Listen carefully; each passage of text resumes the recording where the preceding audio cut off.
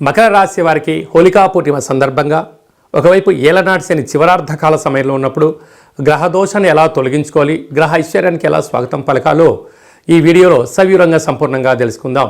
మకర రాశిలో ఏ నక్షత్రాలు వస్తాయనగా ఉత్తరాషాఢ నక్షత్రంలోని 2, 3, 4 పాదాలు, శ్రవణ నక్షత్రంలోని 4 పాదాలు, ధనిష్ఠా నక్షత్రంలో 1, 2 పాదాలను కలిపితే మకర రాశి అవడం జరుగుతుంది.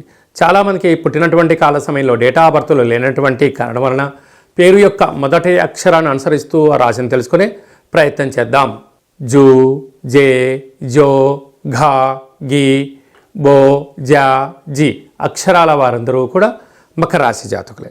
మకర రాశి వారికి ఏళ్లనాటి శనిలో చివరార్ధపు రోజులు 30 సంవత్సరాల తర్వాత రవి భగవానుడు శనితో కలిపి సంచారం చేయడం, అలాగనే వీరికి 2వ స్థానంలో విశేష గ్రహ సంచార స్థితి ఉండడం, 3వ స్థానంలో త్రిగ్రహ కూటమి సంచార స్థితి ఉండడం, ఒకవైపు 5వ స్థానంలో గురువు, 6వ స్థానంలో కుజుడు సంచారం చేసినప్పుడు గ్రహదోషం అధికంగా ఉన్నప్పుడు గ్రహయోగం కలగడానికి ఎలాంటి విధులను పాటించాలో తెలుసుకుందాం. ఈ అనేక రకాల వీడియోలలో ఈ వీడియో మీరు చూస్తున్నారు అన్నట్లయితే నవగ్రహ దేవతలకు మీరు సేవ చేసే సమయం ఆసన్నమైంది. అక్షర తులాభార కార్యక్రమంలో పాల్గొనే సమయం ఆసన్నమైంది.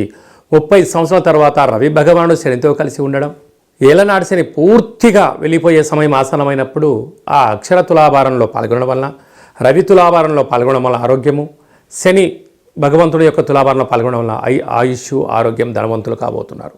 కనుక అక్షర తులాభారంలో పాల్గొందాం, ఏలనాటి శనిని తొలగించుకుందాం, రాబోయేటువంటి కొత్త ఉగాది పండుగకు స్వాగతం పలుకుదాం, ఈ 7.5 సంవత్సరాల పడ్డ కష్టాలకు స్వస్తి పలుకుదాం, రంగుల హోలీ అయినటువంటి హోలీ పండుగ పూజా కార్యక్రమంలో పాల్గొందాం, హానికరం లేనటువంటి రంగులతోనే కార్యక్రమాల్లో పాల్గొందాం. అందరికీ మంచి జరగాలని కోరుకుందాం.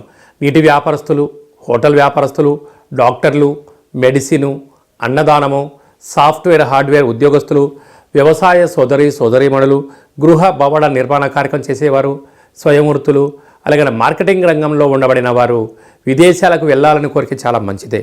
కానీ ప్రస్తుతం కాలమానం రాబోయే కాలంలో షష్ఠగ్రహ కూటమి రాబోతుంది కనుక గ్రహదోషం యొక్క ప్రభావం అనేక దేశాలపైన ఉండడం వలన సరైన పత్రాలు లేనటువంటి వారికి తిరిగి రిటర్న్ వచ్చే పరిస్థితి ఉంటుంది. కనుక అలా ఇబ్బంది పడకుండా నీతికి నిజాయితీకి మకర రాశి జాతకులే కేంద్ర బిందువులు.